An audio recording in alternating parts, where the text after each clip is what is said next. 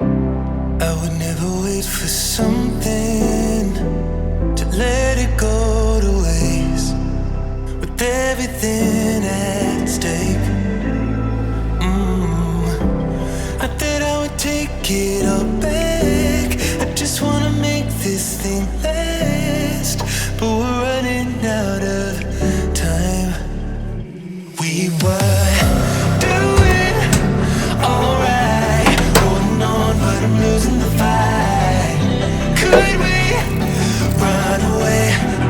I know if we just hit ground, running, closing off all the world with the light coming in. Whatever this bumper hit, I managed to push this plastic inside. So in order to get it nice and flat for the filler, I'm gonna go ahead and try and heat the backside and push it out.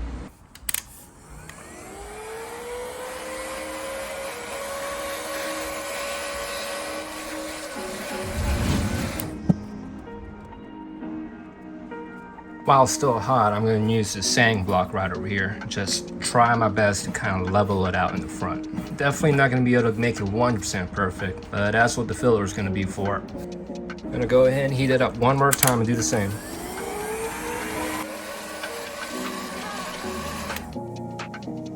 Now it's time to get the bumper cover ready for filler. In order to do that, I got this Doobie Color prep cleaner. That way we can go ahead and clean off all the contaminants. That way we're not scuffing it into the bodywork.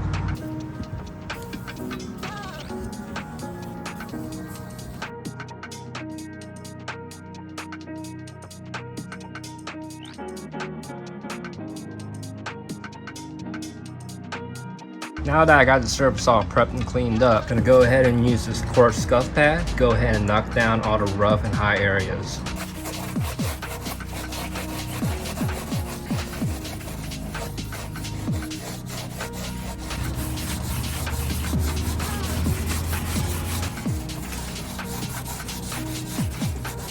Now that I got all the rough spots down, I'm gonna use a medium grit scuff pad to go ahead and knock down the entire bumper. Now with the whole area scuffed down, I can better see all the areas that are going to need filler. And those areas that are going to need filler, I'm going to go ahead and scuff it down with some 80 grit sandpaper. The reason I'm doing all this body work while the bumper is on the car is so I can go ahead and minimize flex during the whole body repair process. Now that I got the low areas that are going to need filler sanded down with 80 grit, I'm going to use this 180 grit to go ahead and feather the edges all around the areas I just sanded.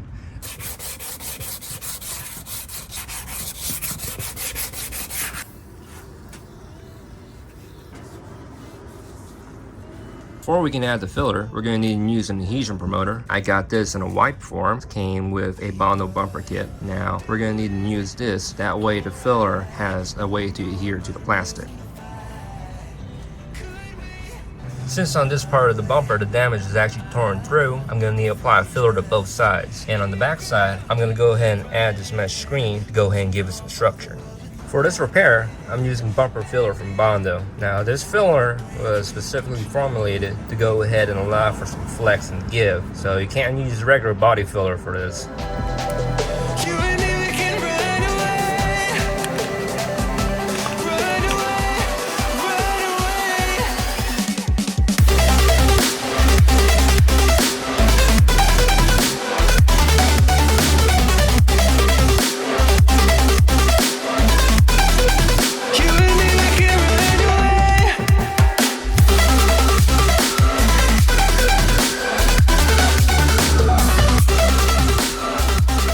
Now we're going to give the filler about 30 minutes time to cure.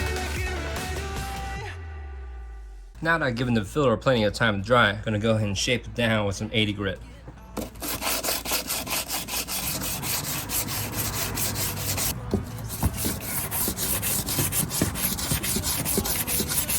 I went a little overboard with filler in some areas, so to speed things up, I'm going to use a palm sander.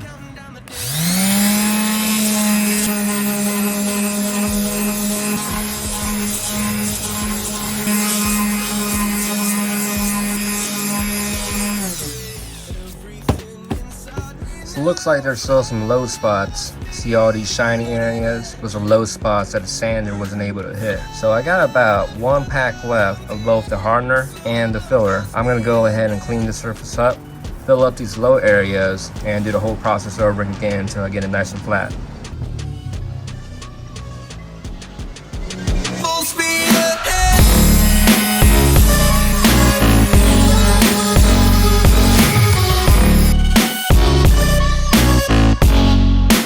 Full speed ahead. Well, there are a few low spots still, but I don't have any more filler and I don't want to sand down too much into the plastic, so I'm just going to leave it right there. Now that I got the bumper cover shaped as best as I can, I'm going to go ahead and sand down the areas surrounding the filler with a 180 grit followed directly by a 320 grit. And after all that, I'm going to go ahead and scuff down the entire bumper cover using this gray scuff pad.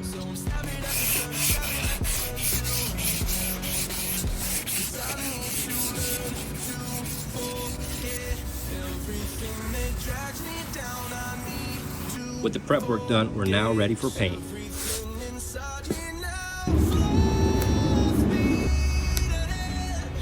For the black parts of the bumper, I'm going to use this stupid color, black trim, and bumper paint. Just going to leave this in the sun for about a few minutes. The reason I'm leaving the paint in the sun is because I want the heat to melt and dent out the paint as much as possible. That way it helps with the atomization once the paint leaves the can. Going to use some spray away glass cleaner to prep the surface for paint.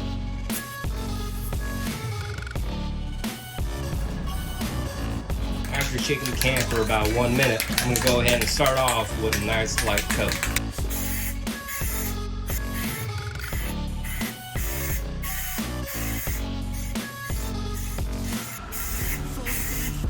Now I'm going to give it about 10 minutes before I apply the next coat. I'm not too worried about how the black portions are going to look, so I'm just going to apply one more coat, and this one's going to be a heavier one.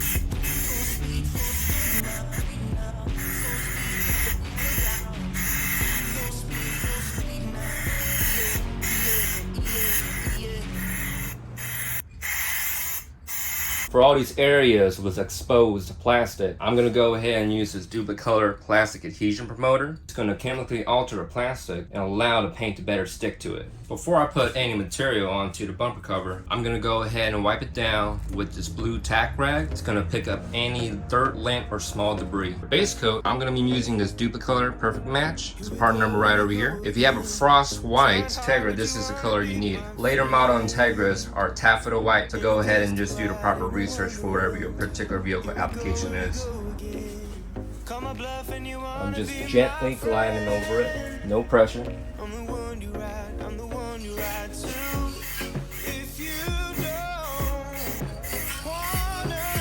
Now I'm going to allow about 3 minutes for it to dry before I put on the next coat.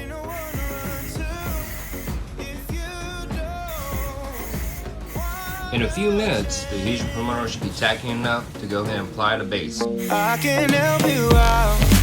I can help you out. I can help you out. I can help you out.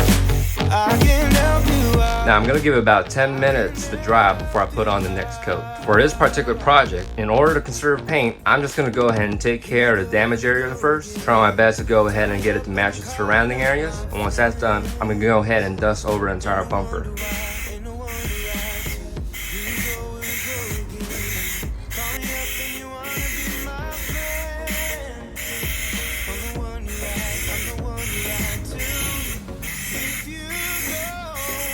Well, it's far from perfect, but got pretty decent coverage in the damage area. I'm going to go ahead and let this cure for about 10-15 minutes, and then I'm going to go ahead and wet sand it with 800 grit before putting on the final coat, and then you can go ahead and start clearing it up. The reason I'm wet sanding before the final coat is because I decided to not use a primer. Since I didn't use a primer, I'm going to go ahead and treat this as my smooth surface before the finishing coats.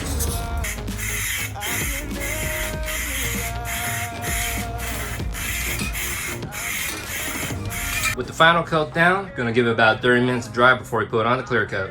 For our clear coat, I'm going to use some duplicolor clear coat right over here. Now, this is one of the cheaper options you can get for clear coat, and there's much better options out there like 2K primers, which you can now get into the can form. The reason I decided to cheap out on the clear coat, and quite honestly the whole project, is well, I knew going in the bumper was not going to look factory finish or quite that good. And if I can't get a factory finish or looking spectacular, then honestly there's no point on wasting money on the more expensive products. I can help you out. Gonna let it dry for about 10 minutes before I hit it with the next coat. I can help you out. Just gonna let that sit for about 30 minutes, then I'll do the same for the lower valence.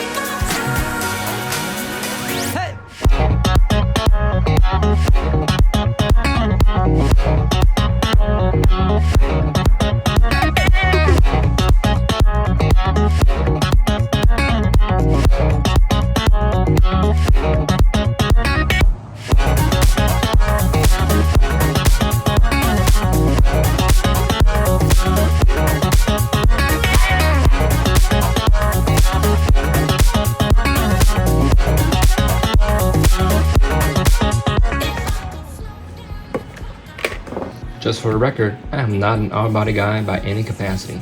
Just a guy who did his own independent research on body repair and decided to try it out. Question some of y'all might have is, if you know there's a better way to do the job, why didn't you just do it that way? Why did you choose to skip primer, and why did it seem like you skipped some steps? To answer the last question, well yeah, I did skip some steps. And the reason for that, and also for why I skipped the primer, is because I wanted to do this repair with the lowest cost possible.